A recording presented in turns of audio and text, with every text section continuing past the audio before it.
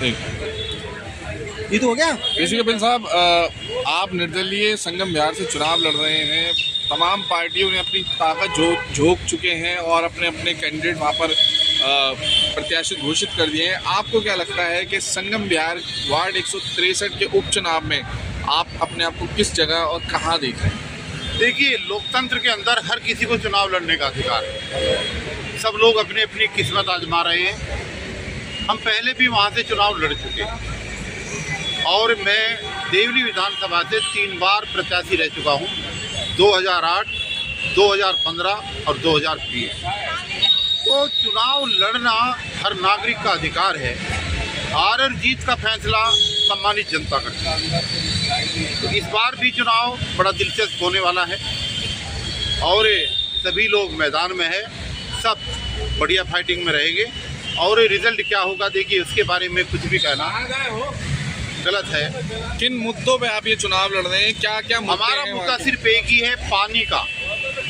आज़ादी के 76 वर्षों के बाद भी उस क्षेत्र के अंदर, उस वार्ड के अंदर आज तक की किचन तक और बाथरूम तक पानी की व्यवस्था कोई भी पार्टी नहीं कर पाई। इसी साहब, वो मुद्दा तो दिल्ली गवर्नमेंट के अंतर्गत आता है। यहाँ पर जो एमसीडी के जो मूल मुद्दे हैं उनको किस तरीके से आप जगजाहिर करेंगे? देखिए, मूल मुद्दा नहीं, पानी का मुद्दा भी एक मूल मुद्दा है।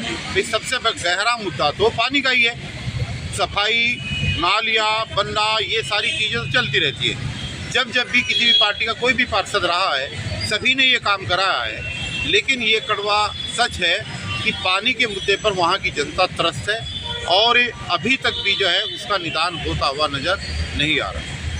अगर आप भविष्य में पार्षद बनते हैं तो किस तरीके से वार्ड 163 में आप अपने काम को अंजाम देंगे जिससे वहाँ की क्षेत्र की जनता का विकास हो सके? देखिए, अगर सम्मानित जनता ये मौका हमें देती है तो जो भी हमारे जीवन का 35 साल का प्रशासनिक अनुभव है कि काम कैसे होता है और कैसे कराया जाता है, उसका भरपूर लाभ लेते हुए हम जो है यहाँ पर कोशिश करेंगे।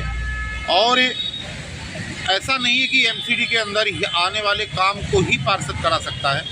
अगर वो काम कराना जानता है तो उसके अधिकार क्षेत्र में आज दिल्ली के अंदर एमपी और एमएलए से ज़्यादा वर्क आता है। जितनी भी मूलभूत सुविधाएं जनमानस से जुड़ी हुई हैं, वो सारी की सारी समस्याएं का निदान अगर किसी के अधिकार क्षेत्र में आता है तो निगम पार्षद के में आता है।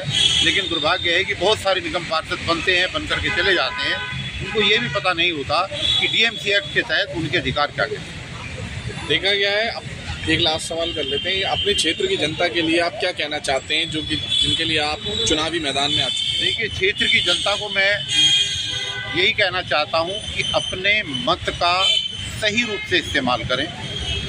जितने भी इस वार्ड 163 पर कैंडिडेट आज शाम तक फाइनल होंगे और आज के बाद में 15 तारीख को विड्रॉल के बाद जितने बचेंगे मैदान में, उन सब के ऊपर गंभीरता से विचार करें, मंथन करें और उन चीज़ों को याद रखें कि कब कब किस किस पार्टी ने क्या क्या वादा किया। आज बहुत सारे लोग आ रहे हैं और बहुत बड़े बड़े वादे कर रहे हैं, लेकिन अपने 10-10 और 15-15 साल का इतिहास नहीं बता रहे हैं कि जब 10 साल 15 सालों तक दिल्ली में उनकी सरकारें थी तो उन्होंने यहाँ की जनता के लिए क्या किया। इसलिए सोच समझकर क्षेत्र की जनता इसमें दे। और मेरा कहना ये भी है, सबको पता है क्षेत्र की जनता को कि मैं एससी वर्ग से आता हूँ। एससी, एसटी और ओबीसी और माइनॉरिटी का मैं एक इकलौता कैंडिडेट हूँ अभी तक यहाँ पर। बाकी वो कोई आएगा तो शाम को पता लगेगा।